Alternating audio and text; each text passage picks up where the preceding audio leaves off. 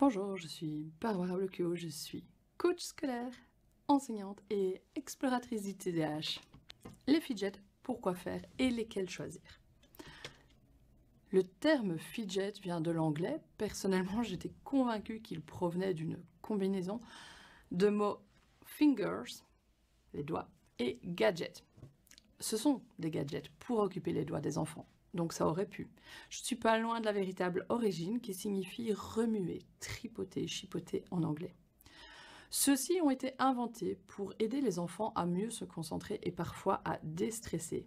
Et oui, à l'origine, ils ont été conçus pour les personnes porteuses de TDAH ou de troubles autistiques. Il est vrai que depuis, les fidgets ont fait le tour du monde et sont parfois devenus un véritable phénomène de mode, comme avec les hand spinners. Il y en a de différentes sortes pour répondre à différents besoins, comme par exemple des fidgets spécifiques pour le besoin de mastiquer. Vous savez, ces enfants qui mangent leur bic et leur manche, eh bien c'est souvent ce besoin qui est derrière cette attitude et probablement pour les aider à mieux centrer leur attention. Nous avons des fidgets pour les besoins de mouvement, des fidgets pour les besoins plus d'ordre sensoriel, et enfin des fidgets pour des besoins de poids, de pression. Je vais vous présenter plusieurs d'entre eux. Ensuite, je vous dirai lesquels sont mes favoris pour un environnement classe. L'idéal est de laisser l'enfant choisir, tester plusieurs types de fidgets afin de trouver celui ou ceux qui répondront le mieux à ses besoins. Mais pour l'école, il est vrai que personnellement, j'avais fait une présélection en fonction du bruit que ceux-ci pouvaient faire et je n'avais gardé que les plus silencieux. Allez, c'est parti, je vous montre. J'avais commandé une boîte. Ici, elle est vide parce que j'ai tout préparé devant moi. Une boîte comme ceci qui comprend un assortiment de plein de fidgets différents. Je vais vous en présenter plusieurs d'entre eux. Et il y a d'autres fidgets que je vais vous présenter qui ne font pas partie de cette boîte-là. Si cela vous intéresse, je vous mettrai tous les liens en dessous en commentaire pour pouvoir retrouver ces mêmes fidgets. Alors, je vous ai dit qu'il y avait des fidgets pour le besoin de mastiquer. Je fais partie un peu de ces personnes-là. Je mange mes bics. Je ne sais pas vous, mais moi, je mange les boules de mes bics ou les gommes. Eh bien, il existe ce type de fidget. Ce sont des, soit en version collier, des petits colliers mâchouilleurs, ou en version porte-crayon, enfin pas porte-crayon, mais qu'on va pouvoir mettre sur le bout du crayon ou du bic, par exemple. Donc c'est un embout plutôt, et que l'enfant va pouvoir mâchouiller à la place de mâchouiller ses gommes. C'est génial pour les enfants qui ont besoin de mastiquer. Mon fils avait ses tours de cou tout le temps mouillés en hiver, ses manches pareil. Eh bien, il a un fidget comme celui-ci. Je vous ai parlé des fidgets pour le besoin de mouvement. Alors, mouvement, c'est pas forcément juste bouger, parce que ça, on pourra en reparler dans une autre vidéo. Mais il y a quand même certaines choses qu'on peut avoir. Ce sont des élastiques. On trouve des élastiques comme ceci en vente. Je vous mettrai le lien aussi. Et ces élastiques-là, on va les accrocher au pied de la chaise ou du bureau de l'enfant. Et ça va lui permettre de remuer les pieds calmement. Voilà. Nous avons les fidgets pour les besoins de poids, de pression. Les besoins de pression, c'est ça. C'est des fidgets comme ceci, où en fait, on va pouvoir presser dans la main le fidget qu'on a.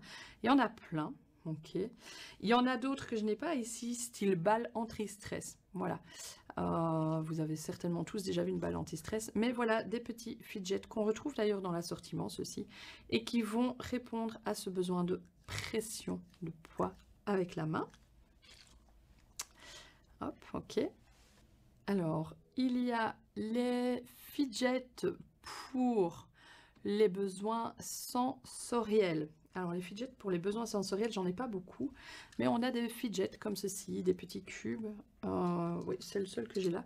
Où en fait, on a plein de petites choses, voilà, hop, qui vont satisfaire un peu le sens du toucher par exemple. Hop, voilà, des petites matières comme ça à toucher, à cliquer. Ça peut aussi répondre aux besoins de mouvement. Ça remplace un peu pour les gens qui tapotent comme ça, hein, quand ils sont au téléphone ou quoi.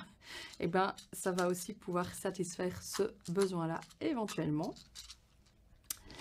Et les fidgets, donc pour les besoins de tripoter, de mouvement toujours et sensoriel, on a aussi tout ceci. Voilà. Hop, il y en a plein. C'est dans la famille des Tangle. Un Tangle précisément, en voilà un. Ça, c'est un Tangle. Ok. Et on peut le triturer, le chipoter, faire ce qu'on veut. On peut même, hop, voilà, l'enrouler. Ok. Et toujours dans la même famille, on a celui-ci, pareil, qui va pouvoir, hop, se clipser ou pas. Donc voilà 4 sortes de fidgets de l'ordre du Tangle qui vont répondre à ce besoin de mouvement, de tripoter, de chipoter. Ok. Et on les retrouve dans la boîte que je vous ai montrée. Après, peut-être pas en grand nombre, donc moi j'en ai recommandé par la suite. On a aussi... J'avais ça dans la boîte. C'est spécial. C'est pour les besoins sensoriels, je pense, entre autres, parce que c'est une matière un peu en silicone comme ça, élastique. Par contre, je n'aime pas du tout, mais j'ai dit je vous expliquerai après ma sélection. On a le petit bonhomme comme ça, articulé.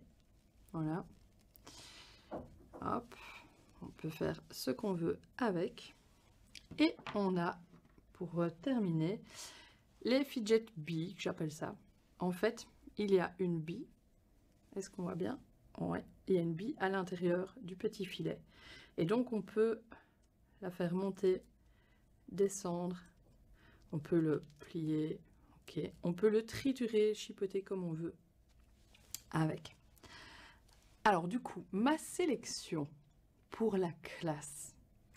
Eh bien, déjà, les élastiques, même si c'est chouette pour ceux qui ont besoin de bouger des pieds, c'est pas mes préférés. Par contre, pour la maison, oui, vous pouvez le mettre sur la chaise de son bureau de travail, là où l'enfant va travailler pour faire ses devoirs, là où il mange, par exemple, ça, c'est aucun souci. Mais pour la classe, j'aime pas. J'aime pas parce qu'en fait, j'ai remarqué que mes élèves qui l'utilisaient, eh ben, ils font aller leurs pieds dessus et ça claque un peu. Donc, moi, je dis out pour la classe, oui pour la maison. Alors, il y a ces fameux fidgets pour les besoins de pression. C'est silencieux, aucun souci avec ça. Par contre, j'opterais davantage pour les balles anti-stress que ceci. Personnellement, ça là, j'en ai déjà explosé quelques-uns et après, ben, ça vous colle entre les doigts, c'est dégoûtant, c'est super embêtant à nettoyer, à ramasser. Donc, oui à la balle anti-stress, mais plutôt pas un truc qui va exploser comme ceci, ok? Pour les besoins donc de chipoter, de triturer, de mouvement par les mains, vous avez tout ceci. Moi, pour la classe, j'aime pas. J'aime pas. Ils font trop de bruit à mon goût. Après, je suis hyper sensible au niveau du bruit, donc voilà. Par contre, pour la maison, aucun souci. Du coup, j'avais gardé ces deux-ci pour mes classes. Et finalement, j'ai décidé de les utiliser beaucoup moins. Ils sont silencieux, mais certains enfants vont finalement se laisser distraire parce que ben, ils vont s'amuser à faire des formes. Donc voilà, où on s'amuse à les ouvrir, à les refermer. Du coup, il y a le petit clic à chaque fois. Donc voilà, maintenant pour la maison, c'est très très bien. Ok. Après, il y a des enseignantes moins sensibles au bruit que moi. Donc voilà, mais ceux-là ont beaucoup de succès auprès des enfants. Ils aiment beaucoup, beaucoup, beaucoup. Donc je vous dis, pourquoi pas à tester le Tangle, ok? Il y a le classique hand spinner, mais il est relativement silencieux. Maintenant, moi, je sais qu'il y a des enfants qui arrivent à faire trop de bruit avec, à mon goût. Mais de nouveau, ça va dépendre de votre sensibilité à vous en tant que prof. Pour la maison, de nouveau, voilà, tout ce que je vous présente là pour la maison, c'est nickel, hein. C'est juste pour la classe, il faudra voir avec l'instit. Mes chouchous, mes préférés, mes number one en tant que prof, ce sont ceux-là. L'habit. Ultra silencieux. Impossible de faire du bruit avec ceux-là. En plus, on ne sait pas se laisser attrapé par son imagination. On ne sait pas construire des formes comme avec ceux-ci, hein, ou voilà. Celui-là aussi, on sait construire des formes et on peut se dire, ah, je vais construire un dragon, machin. Non, ceux-ci, on ne va pas se laisser happer par notre imagination en imaginant toutes sortes de formes, de bracelets, etc. Et les enfants, les élèves, l'adorent aussi. Autre avantage, il est discret, il se glisse facilement dans le plumier. Bah oui, il faut penser à ça aussi. Okay, les enfants l'auront facilement dans la poche ou dans le plumier. Donc voilà, je vous mets tous les liens en commentaire pour retrouver les différents fidgets.